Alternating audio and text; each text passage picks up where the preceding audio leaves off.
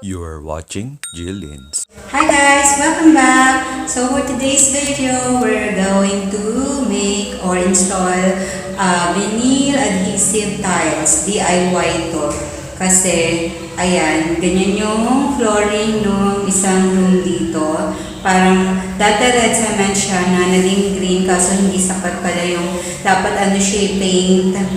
Yung rubber paint kaso parang hindi rin ganun kaganda. So, nag-decide ako na umorder na lang online. Tapos, iaano ko siya, vinyl adhesive tiles nga.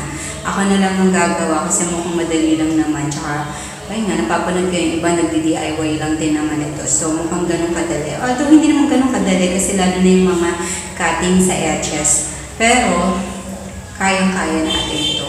So, samahan niyo ako during the process and ipopost ko na lang dito kung nakamagkano ako dito. Okay.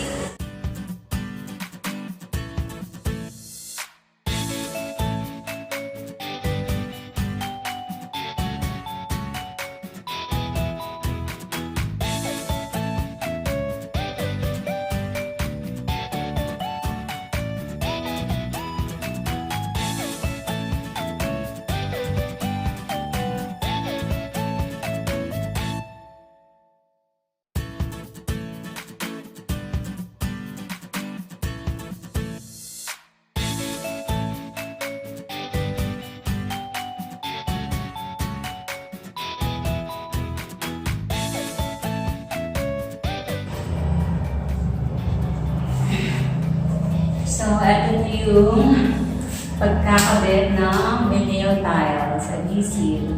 Sabi ng mga professional, dapat daw mag-umpisa sa gitna ng area. Tapos hanggang sa mga gilid. Pwede na rin siguro na dito na tayo mag-umpisa sa gilid. Tapos babali-balilin ko na lang yung mga vinyl tiles. Kasi parang same lang din naman. So, tingnan natin.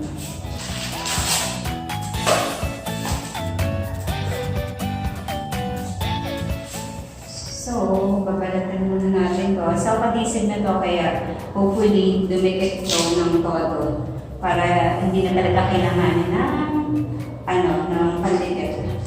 Kasi sabi naman ng iba, okay to.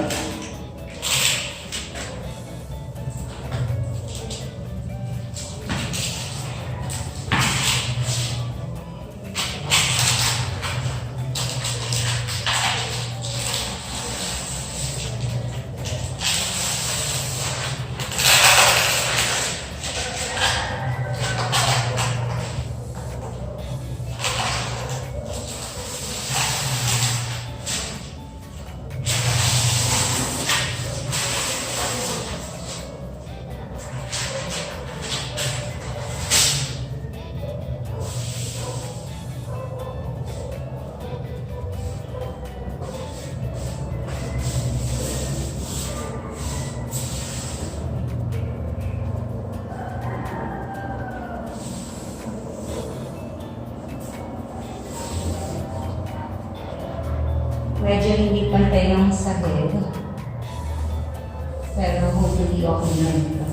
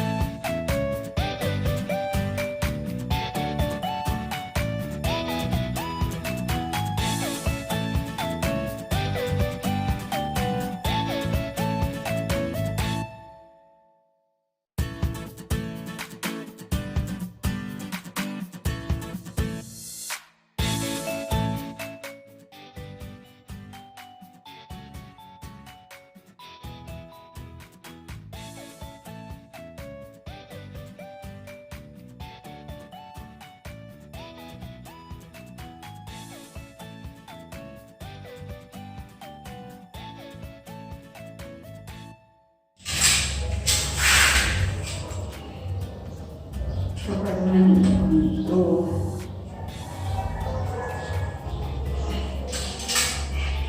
Pagkakan.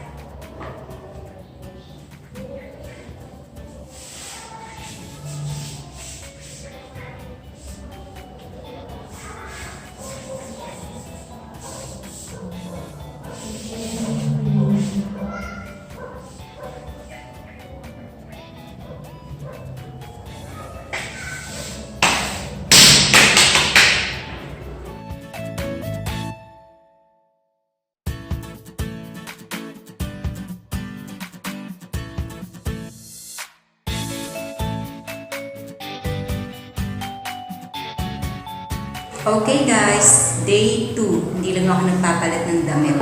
Hindi ko kinayang tapusin kahapon to. Actually, half day lang naman ako nag-start yesterday. So today, half day ulit, 12 na.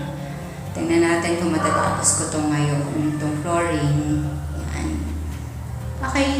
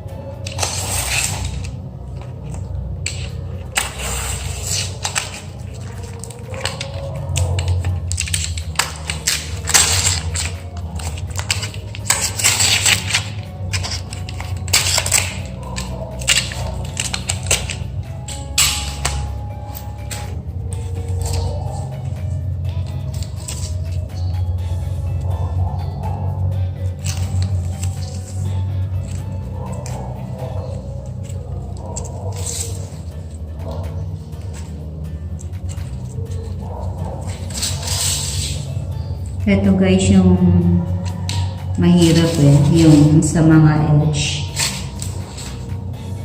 Kasi yun, mahirap mag-cut. Tsaka sukat-sukat. Kung tama na ba o hindi pa.